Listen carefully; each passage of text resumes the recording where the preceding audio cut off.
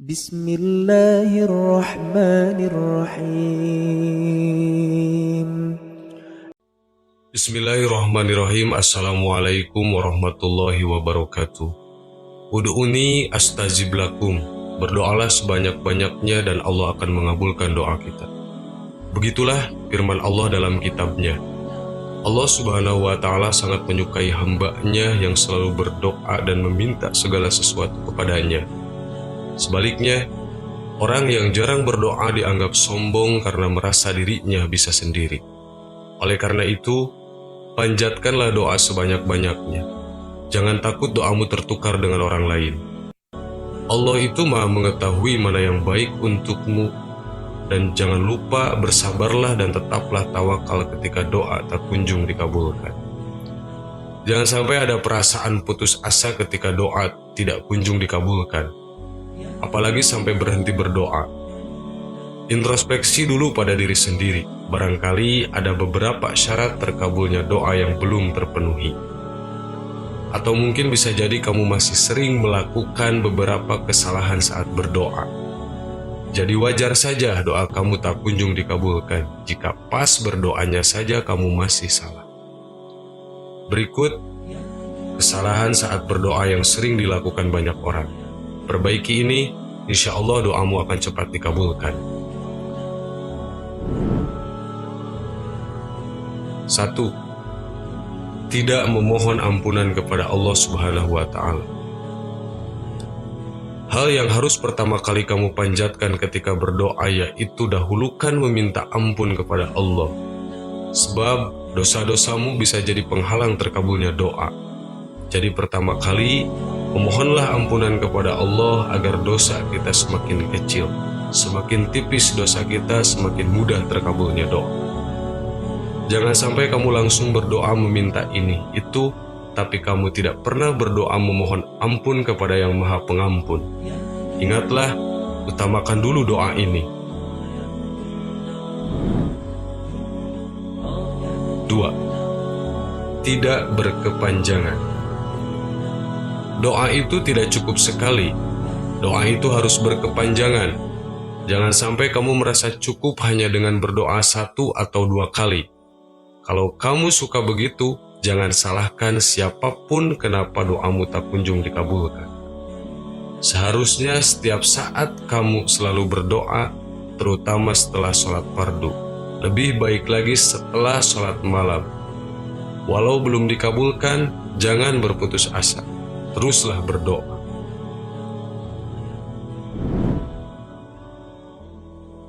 3. Tergesa-gesa saat berdoa. Ketika berdoa, kamu harus fokus hanya pada Allah dan doamu. Jangan sampai kamu buru-buru ketika berdoa, apalagi sambil membayangkan hal yang tidak ada sangkut pautnya dengan doamu. Saat berdoa itu, tenangkan dulu hatimu, fokuskanlah hanya pada Allah dan maknai setiap kata dari doamu. Jangan sampai kamu memanjatkan doa, tapi kamu sendiri tidak paham apa arti dan makna doa tersebut.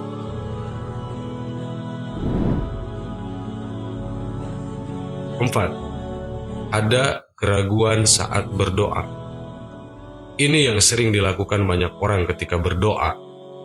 Kebanyakan masih menyimpan keraguan ketika berdoa. Aduh, apakah doaku akan dikabulkan tidak ya? Kayaknya mustahil harapanku ini terwujud. Jika masih menyimpan keraguan saat berdoa, jangan heran bila doamu tak kunjung dikabulkan. Sebab Allah subhanahu wa ta'ala melihat lubuk hatimu yang terdalam, dan ternyata hatimu masih menyimpan keraguan. Secara tidak langsung, kamu masih ragu sama Allah subhanahu wa ta'ala. Padahal di depan Allah tidak ada yang mustahil.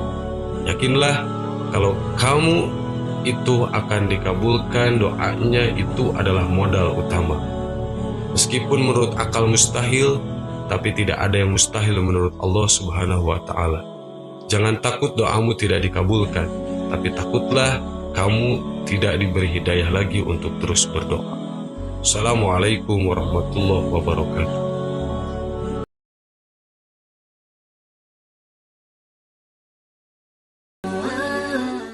Bismillahirrahmanirrahim. Assalamualaikum warahmatullahi wabarakatuh. Sahabat yang beriman, setiap muslim dianjurkan untuk berdoa ketika berada dalam kesulitan atau memiliki hajat yang ingin dipenuhi. Dengan berdoa, Allah Subhanahu wa Ta'ala akan menilai seberapa besar kepasrahan kita kepadanya dan seberapa yakin kita akan kebesarannya. Segala permohonan seorang hamba kepada Robnya demi meraih karunia-Nya dipanjatkan lewat doa.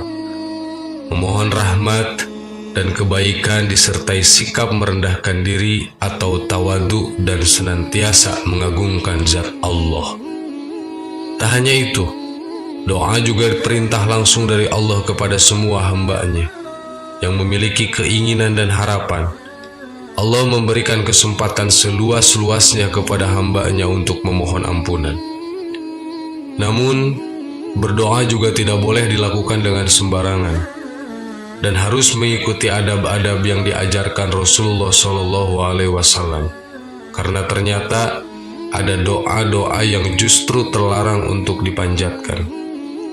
Allah Subhanahu wa Ta'ala telah berfirman, "Berdoalah kepada Tuhanmu dengan berendah hati dan suara yang lembut. Sesungguhnya Allah tidak menyukai orang-orang yang melampaui batas." Quran Surat Al-A'raf ayat 55. Imam As-Sadi menjelaskan maksud firman Allah Ta'ala di atas. Sesungguhnya Allah tidak menyukai orang-orang yang melampaui batas. Maksudnya melampaui batas dalam segala hal. Termasuk tindakan melampaui batas adalah meminta sesuatu yang tidak pantas, berlebihan dalam berdoa, atau mengeraskan suara dalam berdoa. Semua ini termasuk bentuk melampaui batas yang dilarang. Tafsir As-Sadi halaman 291. 1. Berdoa hanya meminta kebaikan dunia saja. Hidup di dunia ini merupakan ibadah.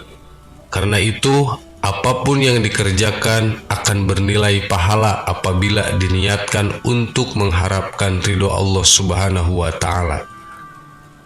Maka rugi orang yang berdoa untuk dunia saja, tanpa mengharapkan pahala akhirat.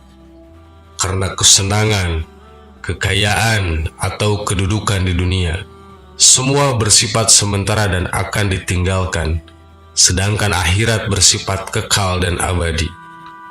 Allah berfirman, Bismillahirrahmanirrahim, "Paminan nasi may yaqulu rabbana atina fid dunya wa ma lahu fil akhirati min khalaq."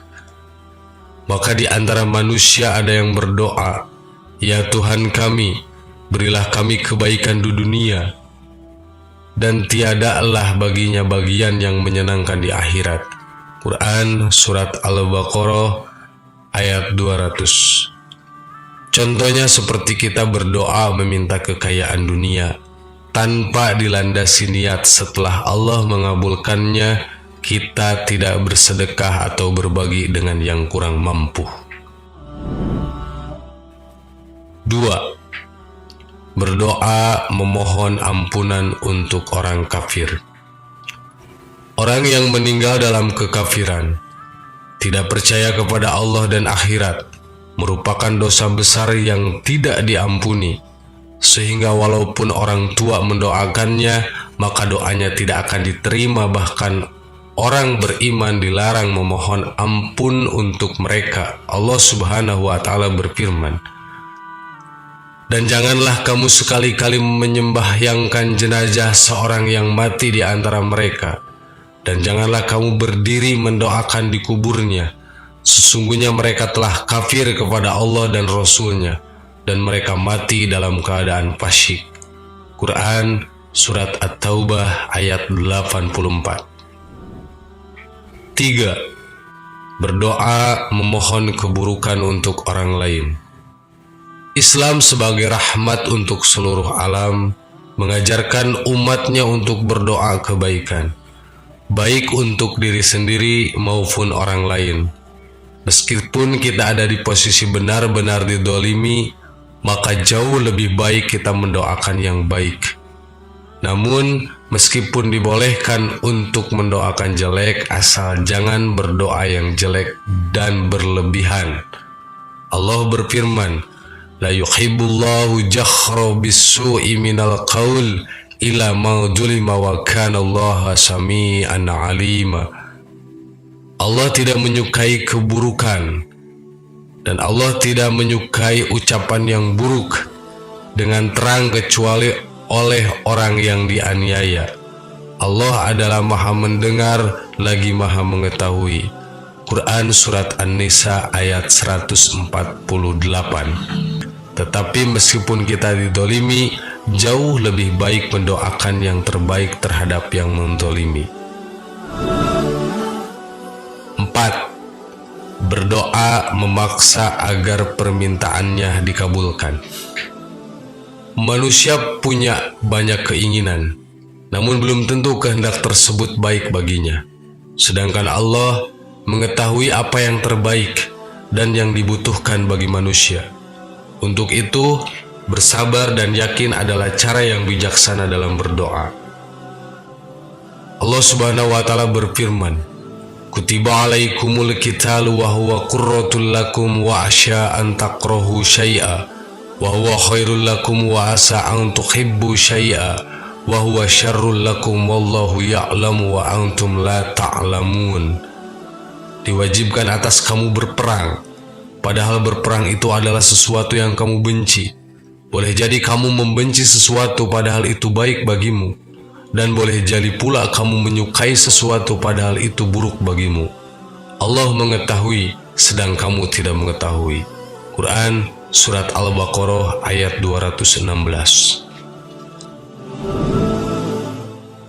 5. Doa minta diwafatkan ketika sakit parah. Bahwasannya Rasulullah SAW masuk menemui mereka, sementara itu Abbas, paman Rasulullah SAW, sedang mengeluh. Dia pun berharap segera mati. Kemudian Rasulullah SAW berkata, Wahai pamanku, janganlah engkau mengharap kematian, karena sesungguhnya jika engkau adalah orang yang memiliki banyak kebaikan, dan waktu kematianmu diakhirkan, maka kebaikanmu akan bertambah, dan itu lebih baik bagimu.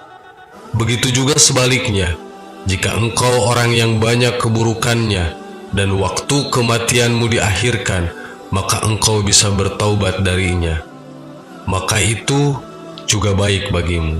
Maka janganlah sekali-kali engkau mengharapkan kematian.